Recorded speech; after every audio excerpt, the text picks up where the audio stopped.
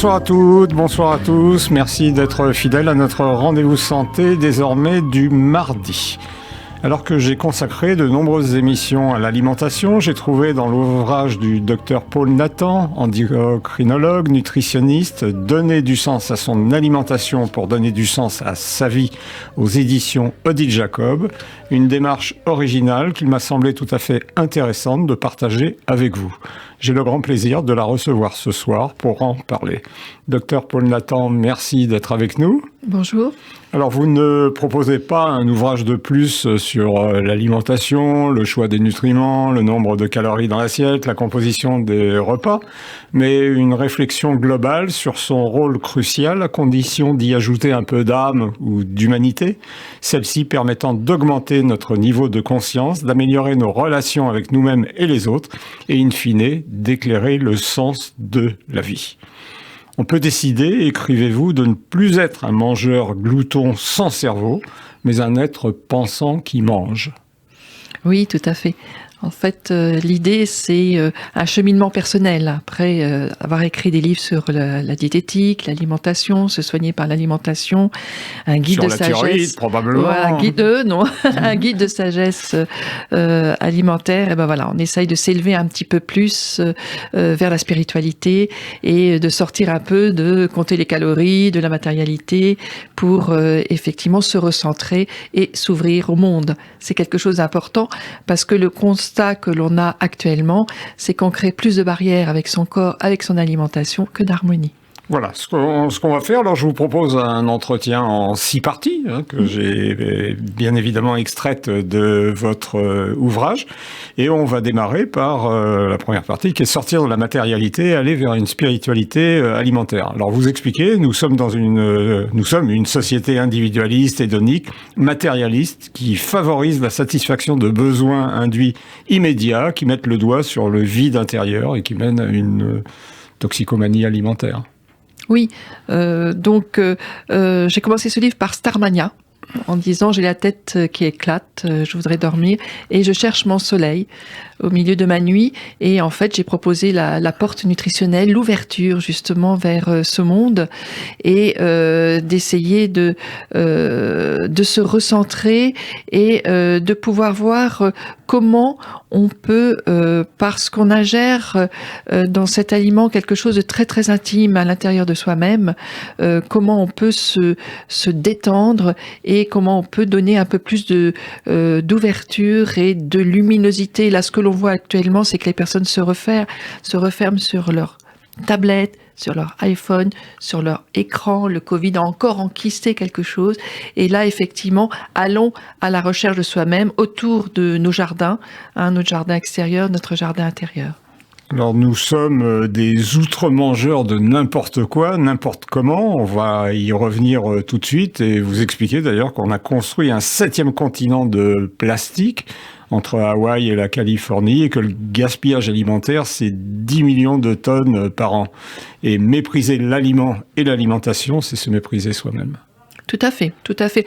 On a quand même vécu quand même ces années d'industrialisation, on l'a tous vécu. C'était vraiment d'avoir tout à disposition, les réfrigérateurs, les aliments à disposition en grande quantité et autres.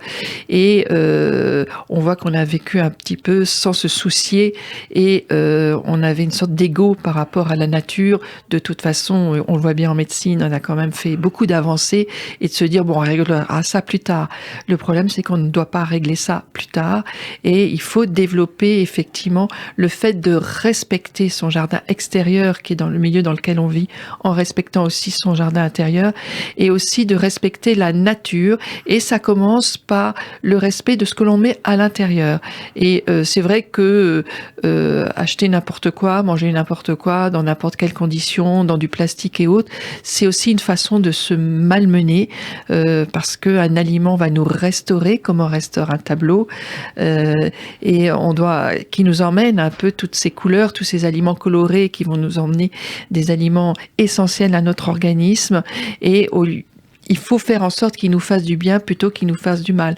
Parce que quand on mange très vite, quand on mange mal, quand on a peur de l'aliment, on sait très bien qu'au point de vue digestif, on va mal le recevoir, on va mal le digérer. Vous expliquez que le manque de spiritualité, alors pas seulement au sens religieux, c'est un facteur de risque au même titre que la malbouffe, le tabac, l'alcool, la sédentarité. Tout à fait, tout à fait. Je pense que c'est quelque chose à prendre en compte, de sortir un peu de la matérialité pour un éveil de l'esprit et de son propre façon de penser. C'est quelque chose de très très important. Savoir penser son alimentation, savoir penser sa vie. Et M. Cyrulnik nous l'a bien expliqué qu'il faut sortir du tout à penser et chacun son choix, chacun son chemin, chacun son ouverture et qu'on ne fasse pas peur avec son alimentation. Vous avez une deuxième partie, enfin un chapitre qui s'appelle « Les petits pas de l'alliance corps-esprit » et vous expliquez que le comment manger est aussi important que le quoi manger. Et lorsqu'on mange n'importe quoi, n'importe comment, c'est à soi, mais aussi au vivre ensemble qu'on fait mal. Tout à fait. Alors, vous avez noté effectivement les petits pas. Ce livre n'est pas une boîte à outils. C'est pas ce qu'on cherche effectivement, c'est le dernier livre à la mode, le dernier médecin à la mode, le dernier régime à la mode et autres. Non, ce n'est pas une boîte à outils, c'est d'ouvrir une porte pour aller d'un état à un autre et de s'arrêter sur le seuil. On est dans des vous avez parlé tout à l'heure de la porte nutritionnelle et effectivement le chapitre que vous proposez est intéressant, c'est-à-dire qu'on peut aller devant la porte, on peut franchir, on peut hésiter, on peut décider de rester sur le seuil ou de la franchir. Oui. C'est une attitude. Moi, j'aime beaucoup l'homme de vertu ouvert. Il est ouvert, il est avec ses coins, comme quand on a des coins des fêtes qu'on peut avoir, ou des fêtes de famille, ou de cette ronde des saisons qu'on peut avoir, ouverture au monde. Et ben, on est devant la porte et on a la liberté de cette ouverture du possible, en fait, d'un changement possible d'ouverture. Souvenez-vous, moi, je l'avais commencé bien avant, le Covid, le monde d'après.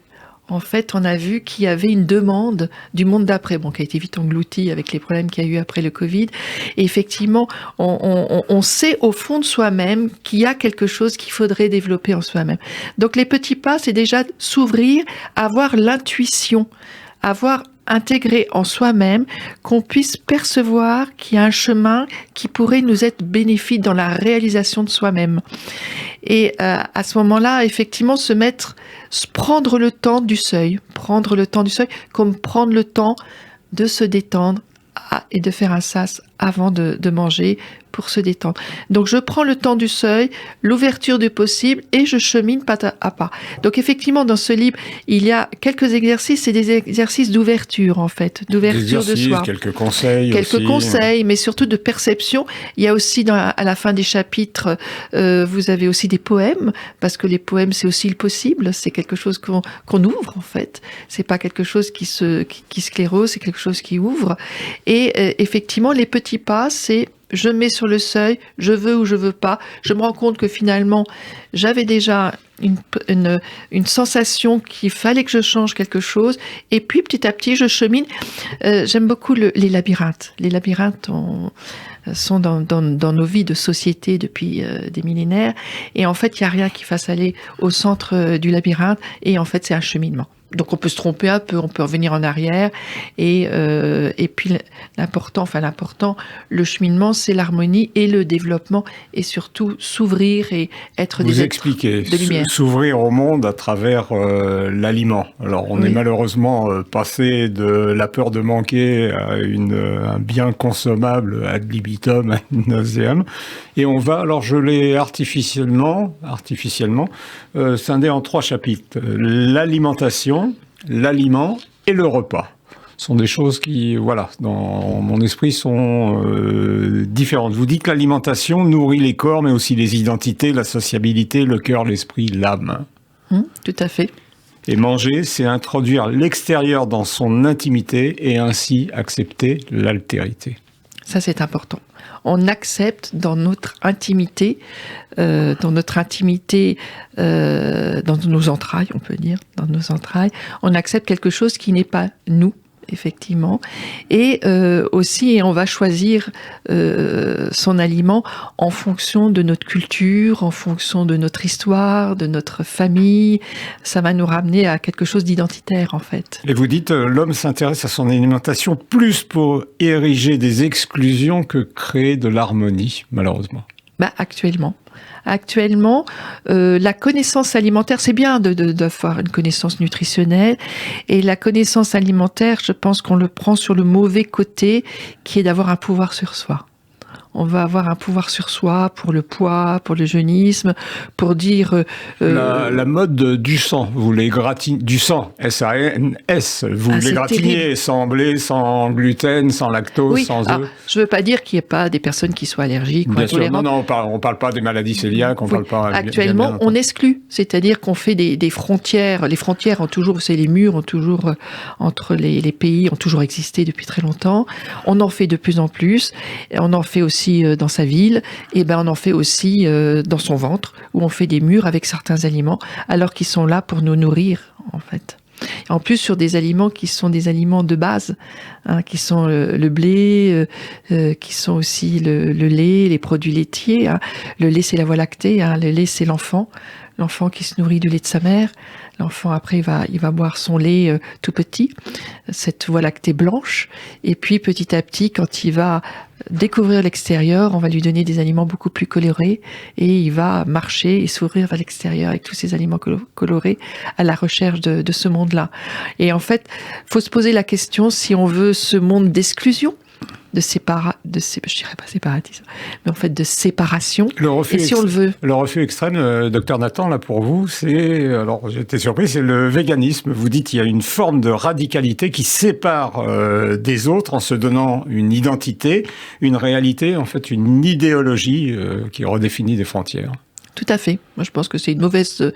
le véganisme, je pense que c'est certainement un lobby, puisque ça a été directement dans les médias, directement sur les tables de restaurants, dans les produits véganes et autres. Vous dites qu'il faut rétablir un rapport serein à l'alimentation.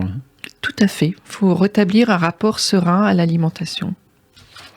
Alors, on a parlé de l'alimentation, je voudrais qu'on dise un mot de l'aliment. Vous dites l'aliment s'inscrit dans une dimension temporelle, spatiale, culturelle. Il nous relie à la nature et aux autres, et il développe notre universalité. Oui, l'aliment nous relie effectivement directement à la nature. Il nous relie directement à la personne qui a eu la volonté, l'idée de pouvoir déjà cultiver ce qui compose le plat, qui a donné un effort pour le faire. Quand on regarde les rizières où on cultive le riz ou des choses comme ça, c'est des efforts qui ont été faits pour nous le donner. Et c'est toute une chaîne de mains et d'humains qui ont fait que notre aliment arrive dans l'assiette. Et en fait, on partage, dans notre silence, on partage cet aliment qui a été donné pour nous et pour nous nourrir. On le voit dans votre livre, vous dites savoir accueillir l'aliment, c'est le et se respecter. Oui, tout à fait. C'est le respecter, c'est lui donner sa valeur, puisque je pense qu'il y a 30-40 ans, on a donné plus de valeur à l'aliment parce qu'il n'y avait pas toutes ces vitamines, il n'y avait pas tous ces minéraux, donc on faisait très attention. Et tous ces plats industriels, l'alimentation ultra transformée. On faisait très attention, comme on nous mettait des cache-nez avec des bonnets quand on était plus jeune, on faisait très attention à l'alimentation, donc on le respectait parce que ça coûtait très très cher.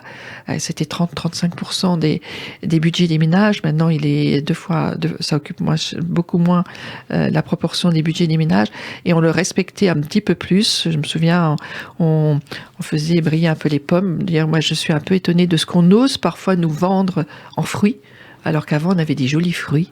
Moi, je suis méridionale et on avait des très très beaux fruits. Maintenant, on ose nous donner des fruits comme ça. Et vous dites, on ne respecte pas l'alimentation, on ne respecte pas l'aliment et on ne respecte pas non plus le repas. Pour vous, la table rassembleuse, c'est quelque chose d'important.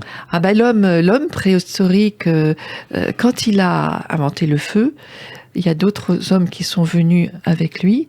Et le langage est parti de là, et puis le partage est parti de là.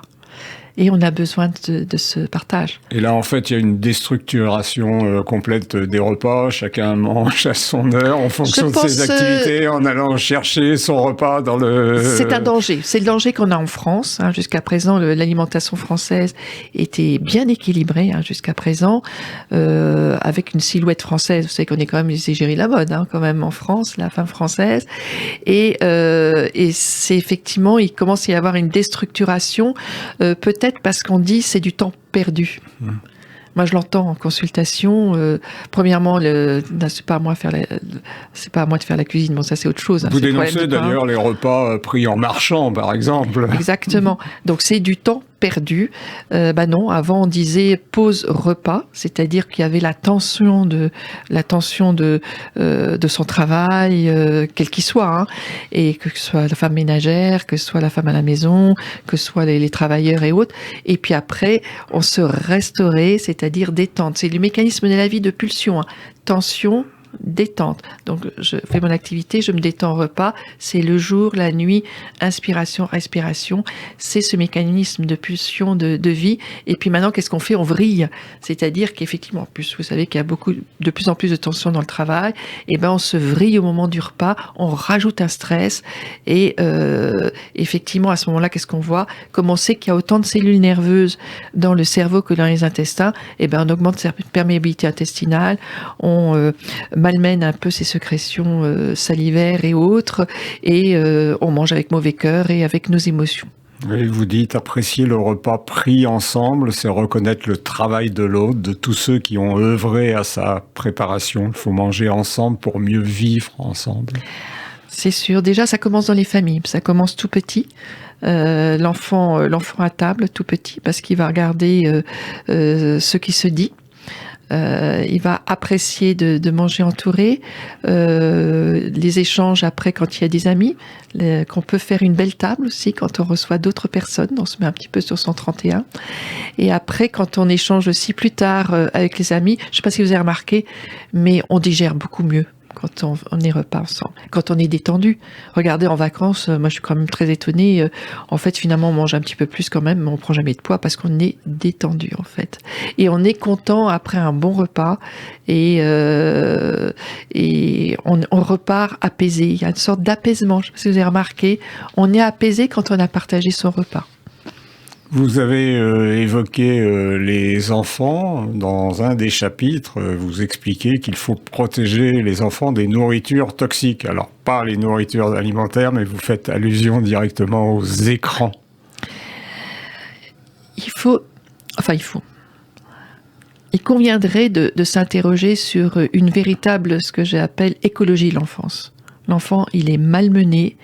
Les droits de l'enfant, il n'y a pas longtemps qu'il a des droits, et il faut le protéger le plus petit. D'abord, c'est lui qui construit la société de demain, quand on sera plus là. C'est lui qui construit aussi l'ambiance dans les sociétés, et on lui fait, pour moi, ingérer des mauvaises nourritures. Déjà, mettre un enfant tout petit, et ça on le sait, j'ai beaucoup insisté, vous avez vu, sur l'empathie et ce qui casse l'empathie chez les jeunes. Je voulais en parler après. Voilà. Et quand ils voient des images terribles à la télévision ou entendent des sons terribles, ça coupe les phénomènes d'empathie. Et cette empathie naturelle, qui a été saccagée et empêchée d'être développée, on va retrouver que l'enfant dans la cour de récréation va être différent, et après aussi dans sa vie d'adulte sera différent. Donc il conviendrait au niveau, par exemple, des 1000 jours, qu'on enseigne vraiment et qu'on voit ces mécanismes d'empathie chez le tout petit. Après, moi j'avais reçu un enfant obèse avec ses parents, et en fait, il mangeait devant la télévision, et il me dit, la maman me disait, parfois il pleure. C'était, vous savez, quand il y avait eu les abattages des vaches. Il faut savoir, être conscient qu'en France actuellement, vous avez des jeunes qui mangent devant des images horribles des guerres que l'on a dans notre Europe et ailleurs, en fait. Il y a d'autres nourritures qui peuvent être toxiques. Effectivement, c'est tout ce qui est pédocriminalité. Mais là, vous parlez des écrans. Les écrans, en fait, c'est un peu quelque chose qui s'est initié dans les familles. C'est-à-dire que les n'est pas rare. Les chiffres que vous donnez là sont éloquents. Oui, ça c'est les chiffres officiels que l'on peut voir. Il n'est pas rare qu'un enfant soit sur une tablette tablette, le parent avec son ordinateur, puis un autre regardait la télé. Ça donne un brouhaha. C'est-à-dire l'enfant, il a un brouhaha autour de lui et il n'arrive pas à identifier les sons. Et à ce moment-là, au point de vue acquisition, c'est très très difficile pour lui. Et puis surtout, il n'est pas entendu. Il manque le temps pour entendre. Vous expliquez, vous dites que les enfants trop devant un écran manquent d'interactions sociales et physiques qui sont indispensables à leur développement et au langage. Oui, un enfant, qu'est-ce qu'il demande? Il demande de la chaleur, quoi. Il demande d'être là. Et j'ai encore vu tout à l'heure quelqu'un qui manquait de chaleur toute simple. L'enfant, il a besoin d'avoir un cocon qui est la famille et de sentir qu'il y a une chaleur et une présence et autres. Les nourritures autres que matérielles, celles du cœur, vous les avez évoquées rapidement et vous expliquez qu'il faudrait en fait une civilisation de l'empathie qui malheureusement s'est égarée, s'est perdue quelque part. Oui, parce que on a été comme des grands gamins. Je pense que là maintenant il faut une maturité. On a été dans cette ère un petit peu, comme je le disais tout à l'heure, un peu matérialiste. On nous a donné, on a eu beaucoup de choses, on a beaucoup de confort. Regardez, vous avez les chauffages, vous avez les baignoires, vous avez les couches culottes pour tout ce que l'on veut. Donc maintenant, il faut effectivement un peu plus d'humain et un peu plus de réflexion. Voilà. L'amitié, vous expliquez que d'après une étude qui a été faite aux États-Unis, elle augmente l'espérance de vie de 7 ans et demi. Oui, tout à fait. L'empathie, c'est aussi faire entrer l'autre et c'est avoir le contact avec l'autre. L'amitié, c'est aussi ne pas se sentir seul. Beaucoup de personnes ont un sentiment de solitude à l'heure actuelle. Alors, on peut être très accompagné et on sait très bien qu'au fond, on est quand même un peu seul à prendre ses décisions et autres. Mais l'amitié, c'est quelque chose qui est quelque chose un petit plus, un grand plus par rapport à la camaraderie. En fait, on est accompagné par je dis pas des doudous, mais on traverse la vie. Vous savez, on traverse la vie ensemble et on traverse la vie aussi avec sa famille et on traverse la vie avec ses enfants. Donc et avec ses amis, on peut avoir des amitiés de 5, de 10, de 20, de 30, de 40 ans qui nous accompagnent et qui nous font chaud et sur lequel on reviendra toujours. Vous terminez, ou en tous les cas, le dernier chapitre que j'avais envie d'évoquer avec vous, c'est l'importance pour l'humain de cultiver ses jardins intérieurs et extérieurs. Oui, nous sommes entre deux jardins. Nous sommes entre notre jardin extérieur, effectivement, qui est dans lequel on va que toute la journée. Et il faut savoir le cultiver. Et effectivement, il y a une véritable écologie de développement qui est très, très important. Vous dites qu'elle doit être humaniste, de fraternité, faire appel au corps, à l'esprit. Alors souvent, on a un slogan en disant une écologie participative. Vous allez beaucoup plus loin, quoi. Il faut vraiment qu'elle soit humaine. Humaine, fraternelle, de responsabilité et d'adhésion participative des uns avec les autres. Là, on peut aussi, pour chacun, il y en a qui font des grands pas, mais pour chacun faire aussi un début de petits pas, parce que parfois on peut demander des grandes choses. Des personnes âgées à qui on leur demande de faire 19, elles vont avoir du mal. Mais par contre, elles pourront aussi, à ce moment-là, faire des efforts sur d'autres plans que le chauffage. Soyons tous écolophores, c'est-à-dire, j'ai inventé ce mot-là, que l'on monte la voie de l'écologie les uns les autres.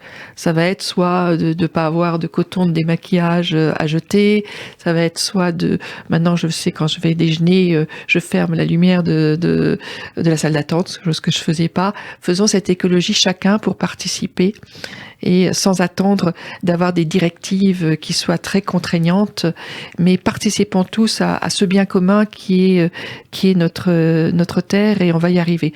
Et après, l'homme est entre deux jardins, il est aussi avec son jardin intérieur, et moi ce qui m'a toujours très étonné, c'est ce mot lumière intestinale. Pourquoi a-t-on appelé la lumière intestinale? Je pense que c'est une lumière de notre chemin.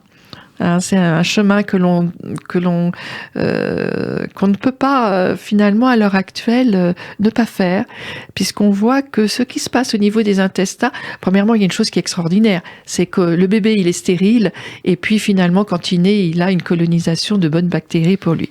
Donc il faut respecter ce balai intestinal qu'on a entre notre barrière intestinale, notre bactérie, nos aliments et autres, et pour que ce soit une lumière d'harmonie, déjà qu'on commence à l'intérieur de soi. En fait, l'harmonie avec le monde commence à une harmonie à l'intérieur de soi. Et puis surtout, d'essayer de mettre, vous savez, comme le yin, le yang, de mettre une polarité qui soit du blanc en haut avec un peu de noir, plutôt que comme actuellement nos contemporains, mettre du noir en haut avec un peu de blanc. Donc changeons de polarité, détendons-nous de l'intérieur vers l'extérieur. Et comme vous l'expliquez dans la conclusion de votre livre, être est un enjeu majeur pour la survie de l'humanité. Je rappelle le titre de votre ouvrage, Donner du sens à son alimentation pour donner du sens à sa vie, aux éditions Odile Jacob. Docteur Paul Nathan, je vous remercie beaucoup. Merci.